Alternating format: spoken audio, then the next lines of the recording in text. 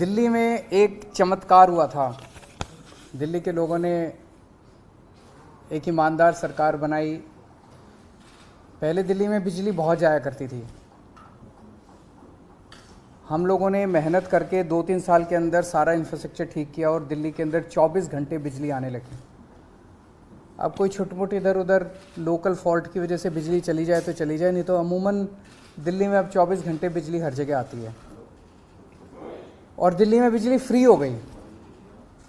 हमने भ्रष्टाचार ख़त्म करके जो पैसे की लीकेज थी उसको रोक के खूब सरकारी पैसा बचाया और उस सरकारी पैसे से दिल्ली के लोगों को हमने सुविधा दी कि दिल्ली के लोगों को अब 24 घंटे बिजली मिलती है, फ्री बिजली मिलती है।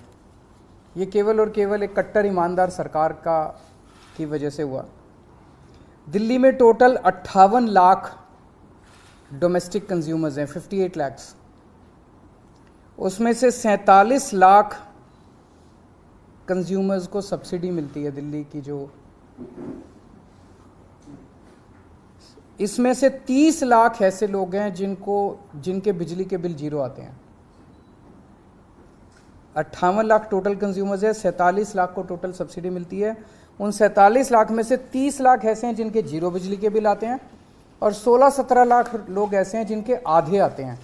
आप लोग जानते हैं भाई 200 यूनिट तक तो फ्री बिजली है और 201 से 400 यूनिट तक आधा रेट है। तो 16-17 लाख परिवार ऐसे हैं जिनके आधे बिजली के बिल आते हैं और 30 लाख ऐसे हैं जिनके फ्री जीरो बिजली के बिल आते हैं।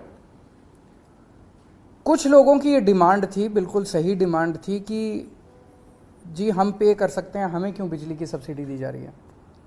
हमें ऑप्शन दी जाए कि हम पे करना चाहें तो करें, नहीं करना चाहें तो ना करें। हमारे ऊपर सब्सिडी क्यों थोपी जा रही है। ये बहुत सही बात है कि सबको ज़बरदस्ती सब्सिडी क्यों दी जाए। सब्सिडी उसी को मिलनी चाहिए जिसको ज़रूरत है। तो कुछ महीने पहले सरकार ने फैसला लिया था कि हम उन्हीं को सब्सिडी देंगे जो अप्लाई करेगा, जो मांगेगा, सरकार से कहेगा कि मुझे सब्सिडी चाहिए, उन्हीं को सब्सिडी देंगे। उस स्कीम को अब लागू करने जा रहे हैं। हमने कहा था कि 30 सितंबर तक ये पुरानी योजना चालू रहेगी। जिन जिन लोगों को, सब लोगों को सब्सिडी जो दी जा रही है, 1 अक्टूबर से उन्हीं को सब्सिडी मिलेगी जो मांगेंगे, अप्लाई करेंगे। तो अप्लाई करने के तरीके आज हम जारी कर रहे हैं। एक तरीका तो ये है कि अगला आपका जो बिजली का बिल आएगा, उस बिजली के बिल के साथ एक फॉर्म आएगा। वो फॉर्म भर के आप अपने डेजिग्नेटेड कलेक्शन सेंटर, जहाँ पे आप बिजली के बिल जमा कराने जाते हो, वहीं पे आप वो फॉर्म भर के वहाँ जाके अपना फॉर्म जमा करा दो और आपको 1 अक्टूबर के बाद भी सब्सिडी जारी रहेगी। दूसरा तरीका इलेक्ट्रॉनिक। मैं आज एक नंबर जारी कर रहा हूँ। इस नंबर पे आप मिस कॉल मारो। मिस कॉल मार के आपके पास एक SMS आएगा। उस SMS पे एक लिंक आएगा, उस लिंक पे क्लिक कर दो। आपके व्हाट्सएप के ऊपर एक फॉर्म खुल जाएगा, वो फॉर्म भर के भेज दो, आप रजिस्टर हो गए। ये नंबर है 7011311111, 5 बार 1। तो 70113 फिर 5 बार 1। इसी नंबर पे या तो मिस कॉल कर सकते हो या हाय लिख के व्हाट्सएप कर दो। हाय, HI हाय व्हाट्सएप कर दो। आपके पास फॉर्म आ जाएगा, फॉर्म भर के आप व्हाट्सएप पे ही भेज दो, आपका काम हो जाएगा।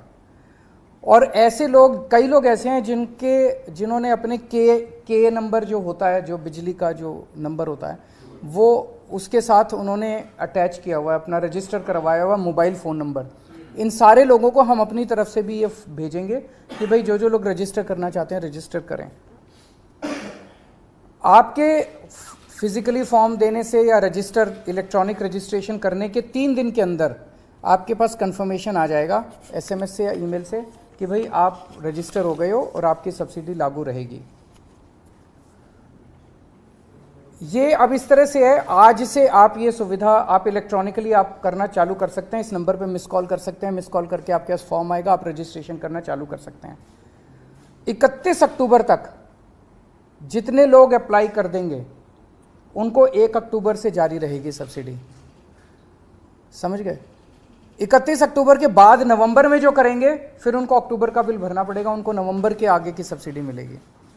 फिर दिसंबर में जो अप्लाई करेंगे उनको अक्टूबर और नवंबर का बिल भरना पड़ेगा, उनको फिर दिसंबर से आगे की सब्सिडी मिलेगी। तो जिस महीने में वो अप्लाई करेंगे उस महीने से उनको सब्सिडी मिलेगी। अगले महीने में करेंगे तो उनको पिछले महीने का बिल भरना पड़ेगा, अगले महीने से सब्सिडी मिलेगी। और इसके लिए जनता तक इस बात को पहुंचाने के लिए कॉम्प्रिहेंसिव कैंपेन हम लोग लॉन्च करेंगे घर घर तक, ताकि ऐसा ना हो किसी को जानकारी ना मिले और वो रह जाए इसकी वजह से। और ये साल में एक बार किया करेंगे कि साल में एक बार हर आदमी को अप्लाई करके सब्सिडी मांगनी पड़ेगी। मान लो कोई कहता है कि अब मुझे सब्सिडी नहीं चाहिए, तो हर साल उसको एक मौका मिलेगा अपनी सब्सिडी विड्रॉ करने के लिए। तो मैं उम्मीद करता हूँ कि जो जो लोग पे कर सकते हैं वो पे करेंगे, जिन लोगों को ज़रूरत नहीं है वो सब्सिडी गिव अप करेंगे, और ज़्यादा से ज़्यादा लोग इसका, जो जो लोगों को सब्सिडी चाहिए वो इसका फ़ायदा उठाएंगे। इस पे अगर कोई क्वेश्चन हैं तो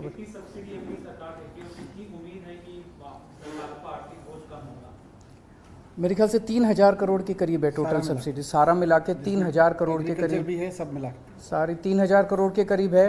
अब कितने लोग गिव अप करते हैं ये तो आपको पता चल जाएगा महीने भर बाद। एक साथ अप्लाई करेंगे तो इस चीज के लिए इंतजाम किए गए कि वेबसाइट क्रैश ना हो, हैक ना हो, हैंग ना हो, अटके ना, दिक्कत ना हो, सारा इंतजाम। 1 करोड़ के आसपास लोग एक साथ भी अप्लाई कर सकते हो कि 2 करोड़ के आसपास जनसंख्या दिल्ली की।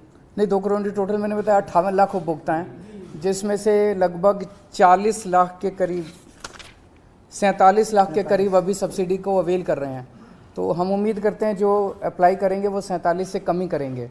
तो टेक्निकली हमने इस सिस्टम को रोबस्ट किया है, मैं उम्मीद करता हूं कि क्रैश नहीं होना चाहिए।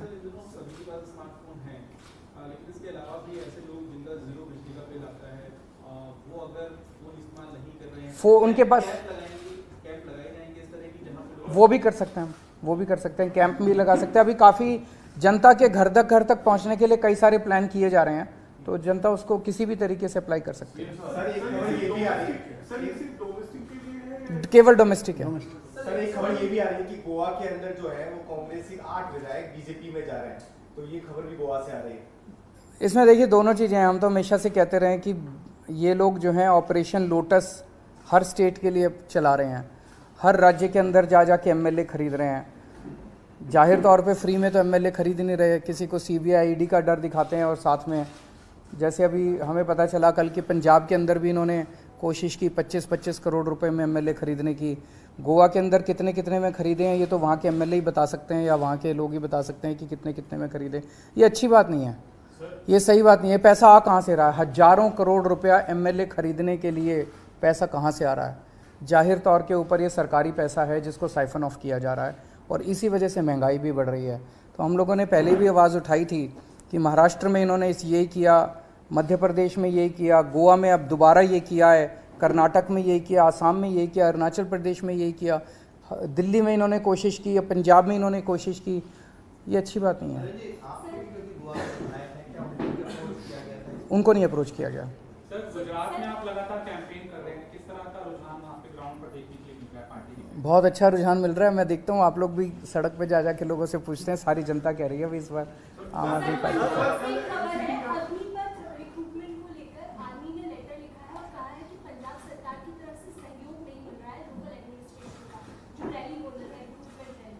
ऐसा होना नहीं चाहिए।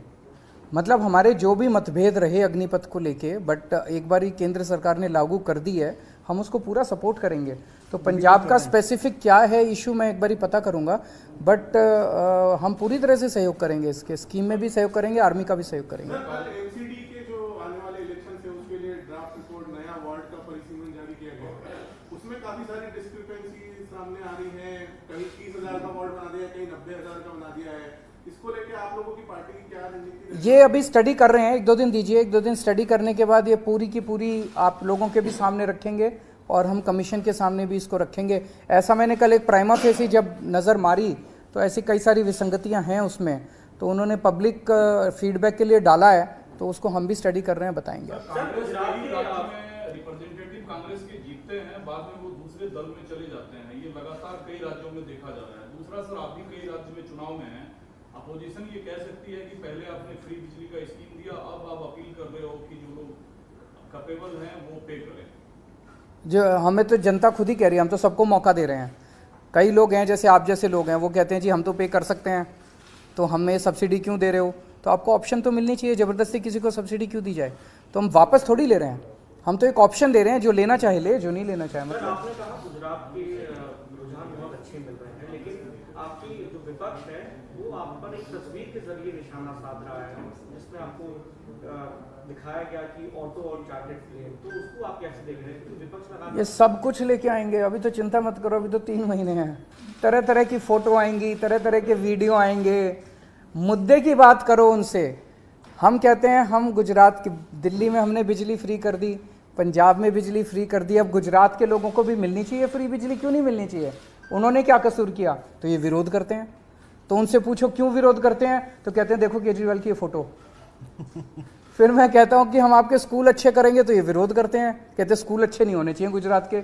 तो कहते हैं भाई स्कूल अच्छे हो जाने दो, क्या दिक्कत है? तो कहते हैं देखो केजरीवाल का ये वीडियो। ये यही करेंगे अभी तो देखो क्या क्या होता है। गुजरात में कांग्रेस भी चुनाव में है, लेकिन कांग्रेस पार्टी के अंदर क्या अंतर कला है कि उसके उम्मीदवार जीतते हैं फिर दूसरे दल में चले जाते हैं? ये तो पूरे देश में ही हो रहा है कि कांग्रेस अपने एमएलएज को बचा नहीं पा रही है। देखो दूसरी पार्टी जो है वो गलत कर रही है, एमएलएज को खरीद रही है। जनतंत्र के अंदर इस तरह से करोड़ों करोड़ों रुपए देके कोई किसी को 50 करोड़ में खरीद रहे हैं, किसी को 25 करोड़ में खरीद रहे हैं, ये जनतंत्र के लिए हानिकारक है, ये गलत है। तो जो ये लोग ऑपरेशन लोटस के नाम पे सरकारें तोड़ रहे हैं, ये गलत है। लेकिन गलती कांग्रेस की भी है, हमारे वालों को नहीं तोड़ पाए, दिल्ली में नहीं तोड़ पाए, अब पंजाब में नहीं तोड़ पा रहे। पंजाब में हमने सारे 10 एमएलएज को इन्होंने अप्रोच किया था, अभी 10 एमएलए जो हैं वो प्रेस कॉन्फ्रेंस करने वाले हैं थोड़ी देर के अंदर, जिन जिन को इन्होंने अप्रोच किया था। तो हम तो इनका भंडा फोड़ देते हैं, हम इनसे हमारे लोगों को ये अप्रोच। कांग्रेस वाले क्यों टूटते हैं, ये पूरा देश जानना चाहते हैं। एक पार्टी तोड़ रही है, मतलब एक तरह से बीजेपी ने तो ये कर दिया भाई वोट मिले ना मिले सरकार तो हमारी बनेगी, फिर तो चुनाव का भी कोई मतलब नहीं रह जाता, जनतंत्र का कोई मतलब नहीं रह जाता, संविधान का कोई मतलब नहीं रह जाता। इस तरह से अगर एमएलए खरीद के डरा के। चलो थैंक यू।